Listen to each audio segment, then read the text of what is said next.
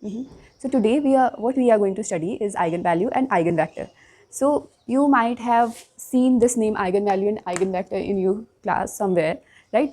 And it consists of something like ax is equals to lambda x. So today we are going to go beyond the definition and understand what it actually does.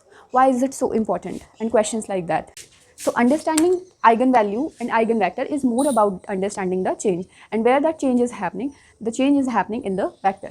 So let us understand what are the possible changes that can happen in a vector. Okay, so you see I have chosen a vector in R2, say 2 2. Okay, so the first change that can happen is its magnitude. I can just increase its length to say 6 6. I can increase its magnitude, or the second change that can happen will be the change in direction or orientation. I can take this vector from here and just move it in this direction, right, or some other direction, right? Or I can combine both the changes, that I change in magnitude as well as the direction. Say I form this vector over here, so here it is change in direction as well as the magnitude. Okay, now comes another change, which is change of dimension, that altogether I change the dimension of this vector. This was a vector in R2 space, and I can change it into a vector in R cube, or you can change it into a vector into R4, R5 as you wish. Okay, now we have studied about the possible changes. Now it's time to know that how will that change happen. Yeah, we have studied about the possible changes. It's time to know that how will those changes in the vector happen. Okay, for example, we know that water can be converted into ice or it can be converted into vapor, but how do we change that water into other states, right? Like we have to put it in, we have to refrigerate it to freeze it in order to freeze it, right? So what do we have to do in order to change a vector, in order to transform a vector? Okay, let's learn that. Matrices जो हमने सोचा था are nothing but a simple array of numbers turns out to be very very special. They are of course going to transform a vector, and which is very special. So how do we do that? So how do we bring the change? So we simply, what we do is we multiply our x vector with the matrix. Let's do this. So x times 1 2, and it will be 7 10. Okay, similarly if we want to bring the change in x through a2, how will 1 2 will change?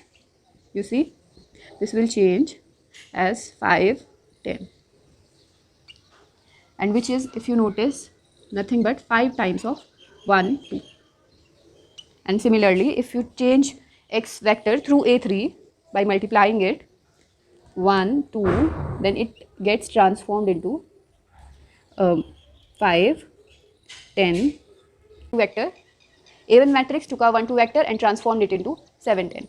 A2 matrix took a vector and transformed it into 5 10, which is nothing but 5 times of 1 2. Means the only change that came, it was in the direction, was in magnitude. Means the only change that came was in the magnitude, not in the direction. Okay, similarly here we have changed the dimension of x. It was a vector in R2 space, but now it has become a vector in R cube space. Eigenvector for a given matrix, the eigenvectors are the vectors on which we apply the transformation, but still the only change that happens is in terms of its magnitude, not in terms of its direction, not in terms of its direction, not in terms of its dimension. Okay, so for example, look, A1 is a matrix, right? We applied 1 2 vector, we took 1 2 vector, we wanted to know whether 1 2 is an eigenvector or not. So 1 2, we took 1 2 and we multiplied it, we applied the transformation and we got 7 10. So the change that happened was in its direction as well as its magnitude. So it's definitely not an eigenvector for this matrix. You see, eigenvector are specific to the matrix. Like 1 2 is not the eigenvector for this matrix, but it is an eigenvector for this matrix. See, here I took 1 2 vector, I transformed it using A2, and what I got is 5 10. And the only change that's happening here is in terms of its magnitude. So 1 2 is an eigenvector for this matrix. You see, and here 1 2, we took 1 2, we applied this transformation and we got a change into magnitude, direction, and as well as dimension, right? So this is not our candidate for eigenvector. Okay, we understand the concept of eigenvectors. What is eigenvalue? Eigenvalue is the amount by which the change happens. Like 1 2 we know is eigenvector for this matrix, and 5 by which amount the magnitude is getting changed is the eigenvalue. So here our eigenvalue is 5, this is our eigenvalue, and 1, 2 is our eigenvector. You know now why? Try to understand eigenvalue and eigenvector through a story, okay? So you see, these are the 6 candidates which were hoping very positive things for 2020. You know, they were preparing for some kind of exam or anything. And then 2020 happened, you know, exams are getting delayed or they are getting cancelled, and many challenges are there for everyone.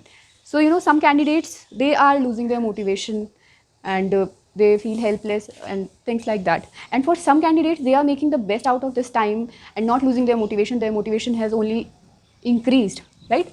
So you see, candidate 1, his motivation has been increased. He's making the best out of it. But candidate 2, 3, 5, 6 has just changed their direction altogether.